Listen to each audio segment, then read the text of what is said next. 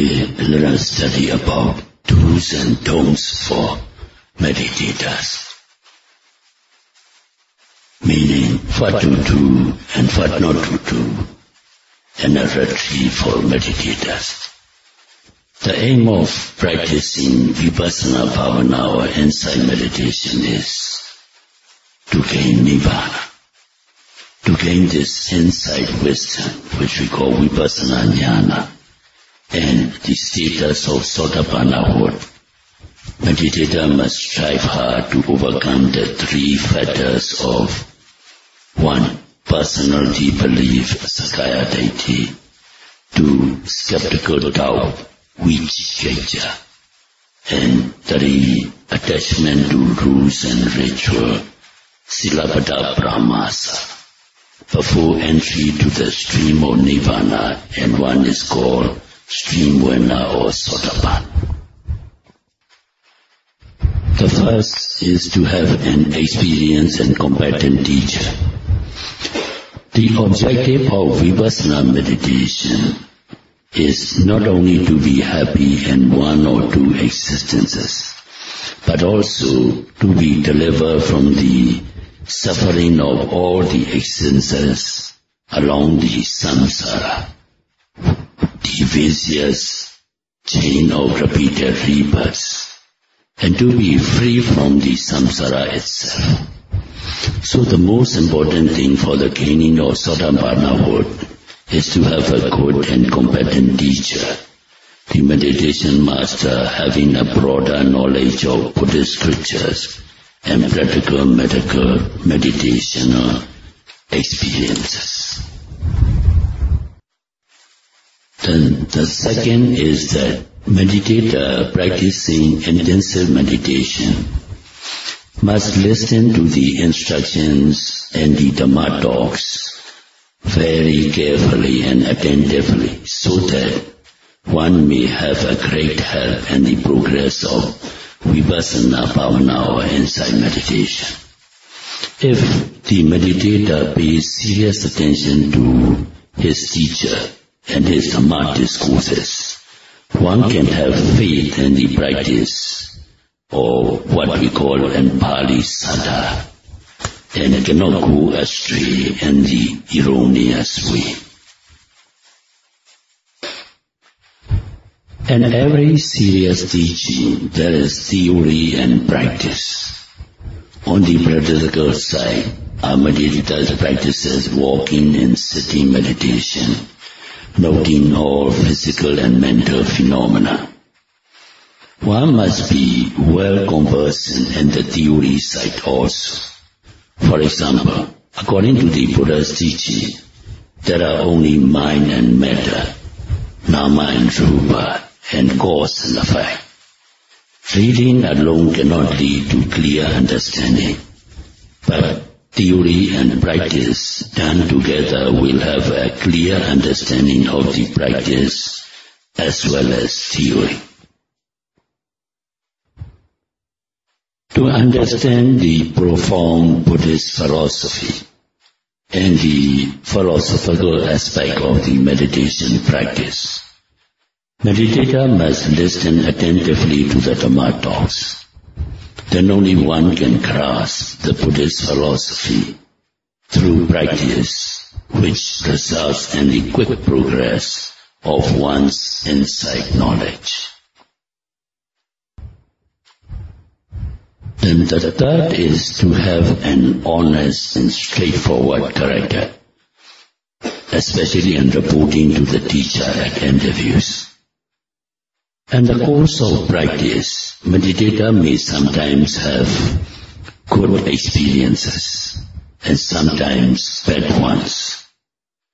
In reporting the experiences, one has to report correctly to the teacher. Meditators in some cases report the good side of things they experience, but usually fail to report plainly and frankly the bad side of things. Though the meditator may think that one's meditation is not good, but in view of the teacher it may be the opposite. To achieve Vipassana Jnana or insight knowledge, It is not always smooth practice. At the beginning, there is bound to be some difficulty, as it is a new field for most meditators. Only after some practice, there can be a little bit good experience due to the development of some mindfulness and concentration. After that, there will also be bad experiences, which can have pessimistic effects on the meditators for quite a long time. And in fact, it becomes only good towards the end of practice. When the meditator encounters these difficult stages, the teacher expects that the meditator will report one's bad experiences and seek his support and encouragement. Then only there is chance to give correct advice for the development and progress of meditation practice. Hence, it is very important for the meditators to report the bad side as well as the good side of one's experience to the teacher very plainly, frankly, and correctly. Then the fourth is that the meditator must be industrious and diligent in one's practice. One must be always alert and ready to know, with continuous effort as soon as one is awake from sleep. It is the main and primary duty of meditator to be mindful of whatever phenomena that occurs in one's body and mind, in the sitting, in the walking, and every action one does, physically and mentally. Even the minor physical movements, one has to look with awareness without missing whatsoever, like moving of the hands, changing of the clothing, etc. A meditator may in a hurry try to do two things at the same time. It should not be done because one may miss noting the actions and movements all in detail. In eating also, a meditator must not eat absent-mindedly, that is, without awareness. One must note all the movements cautiously with awareness without missing whatsoever. In the Satipatthana way, even going to the toilet has to be done mindfully. Therefore, there is nothing which should not be noted. Every physical and mental phenomena has to be noted carefully. If these four factors are continuously fulfilled with serious intention by the meditators, the achievement of Sotapanna is quite easy. To help our meditators in achieving these main objectives, our late most Venerable Mahasi Sayadaw had also laid down the rules of conduct to be followed by meditators and also things to be avoided by them. The first is that meditator must restrain talking, eating and sleeping. Talking is a major retarding factor in the practice of meditation. It is better in no occasion to talk while practicing intensive meditation. If unavoidably necessary, one must warn oneself first and limit one's talk. Otherwise, there can be no end of talking. Even in the talking, meditator must know the intention to talk and the subject of talking. Next, meditator must eat less. One should never overeat. In eating, Buddha had admonished that the meditators must never eat to one's stomach full, but should leave at least about 4 or 5 morsels less, and fill the stomach with some liquid like water, soup or coffee or fluid of any kind. It is a great help in the practice of meditation. So the meditator should be very cautious of the way they eat. And sleeping should be as little as possible to devote more time in the practice of meditation. Out of the 12 hours of the night, the holy ascetics of the older time, they slept only 4 hours and utilized the remaining hours for the practice seriously. Of course, there can be some argument that it can affect the health of the meditators. But for the meditators, even in the sitting meditation, they are in a way more or less restful and comfortable, regularly breathing, sitting still, and it is more or less having a rest like sleeping and generating energy. Some meditators may have experienced refreshing or reinvigoration of mind and the body after intensive meditation. With 4 hours sleep is without any disadvantage or detrimental to health to the meditators.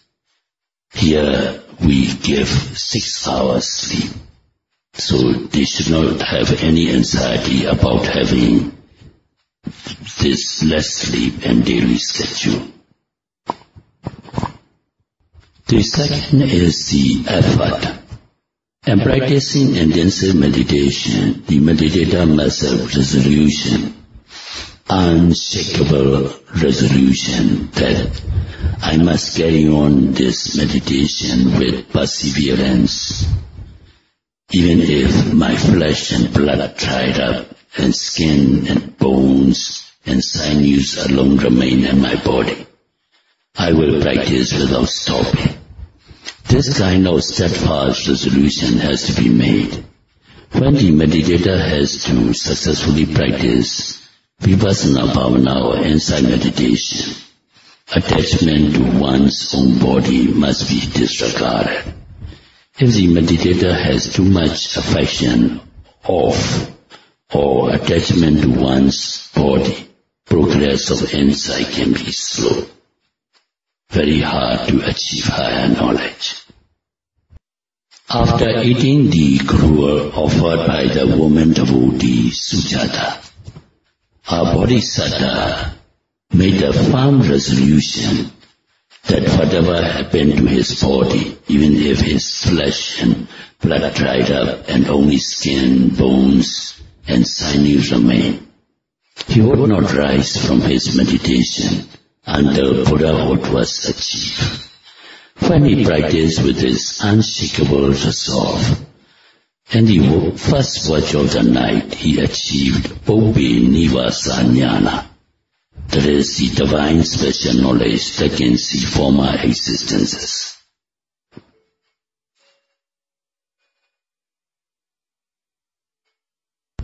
In the middle watch of the night, he attained Deva Jakku Jnana, the divine eye that can see everything.